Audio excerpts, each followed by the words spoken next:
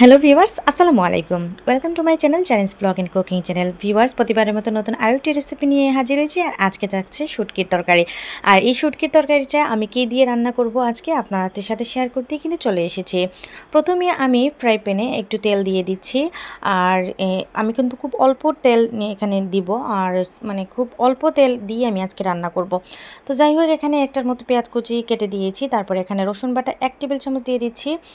আর দিয়ে দিব হলুদ গুঁড়ো 1 চা চামচ এবং মরিচ গুঁড়ো 1 চা চামচ। আমি মরিচটা আজকে একটু বেশি দেব, কারণ তরকারিটা একটু ঝাল হলে ভালো হবে। তো এই তো আমি কিন্তু মশলাটা এখন কষিয়ে তারপরে একটু কুসুম গরম পানি দিয়ে দিব। তারপরে কিন্তু এখানে আমি 1.5 টেবিল চামচ লবণ দিয়ে দিব।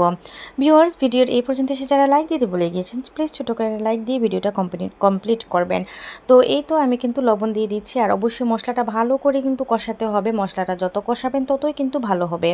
তো এখন আমি 2টার মতো আলু কেটে দিয়েছি এবং কুসুম গরম পানি এখানে অ্যাড করে দিচ্ছি এবং 7 থেকে 8 মিনিটের মতো এটাকে আমি জাল করে নিব। ঢাকনা দিয়ে রান্না করে নিচ্ছি।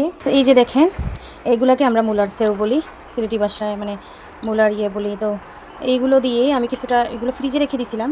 এগুলো বেছে ধুয়ে পরিষ্কার করে সিদ্ধ না করে কিন্তু রেখে দিয়েছিলাম। তো আমার নিজের গাছের কিছুটা কলমি শাক নিয়ে এসেছি। এই 3টা হয়েছে কলমির ডাঁটা, আর সবগুলো নষ্ট হয়ে গেছে বৃষ্টির কারণে। আর পুঁই শাক এগুলো নিয়ে এসেছি। তো এগুলো সাধারণত আমার মেয়েই লাগিয়েছিল। তো মাশাল্লাহ, আমি প্রথম লাগিয়ে অনেকগুলো পুঁই শাক খেয়েছি, আপনাদের মাঝে শেয়ার করেছিলাম। আর আজকে এই যে কিছুটা মেয়ে লাগিয়েছিল, মাশাল্লাহ এগুলো হয়েছে। তো এগুলো দিয়ে দিব। আমি শুটকি তরকারিতে মিলিয়ে মিশিয়ে সব একাকার রান্না করব। তো চলুন আজকে মূল রান্নাগুলো করি, আরও বাকি রয়ে গেল। তো এই তো আমি ঢাকনা দিয়ে এটাকে আমি আরও 2 মিনিটের মতো জাল করে নিচ্ছি। আর এখন যে গাছ থেকে তুলে আনা পুঁই শাকগুলো এবং কলমি ডাঁটাগুলো শাকগুলো দিয়ে দিচ্ছি এবং 1 মিনিটের মতো এটাকে জাল করে আমি যে মূলার সেও বা মূলার যে শাকগুলো এটাই কিন্তু দিয়ে দিচ্ছি। আর এই রেসিপিটা একমাত্র আনার উদ্দেশ্য হচ্ছে, এই রেসিপিটা কিন্তু আমার কাছে এভাবে রান্না করলে ভালো লাগে। আর আপনাদেরও কিন্তু এই রেসিপিটা এভাবে রান্না করলে কিন্তু ভালো লাগবে। তো এই তো আমি দিয়ে দিচ্ছি শীতল শুটকির যে পানিটা, এটা আমি সিদ্ধ করে নিয়েছি আর কাঁটাগুলো ফেলে দিচ্ছি। আর অবশ্যই আপনারা সবাই জানেন শুটকির তরকারিতে আমরা কাঁটা সহ খাই না, আমি মাছও দেই না, এটা কাঁটা হয়ে যাবে আর আমার হাজব্যান্ডের একদম ভালো লাগবে না।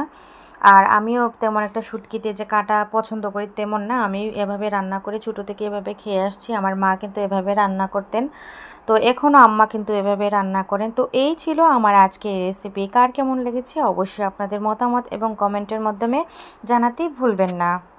আজকের মতো এই পর্যন্তই। নতুন ভিডিও নিয়ে অবশ্যই হাজির হব। সে অবধি সবাই ভালো থাকবেন, সুস্থ থাকবেন। থ্যাংকস ফর ওয়াচিং অ্যান্ড আসসালামু আলাইকুম।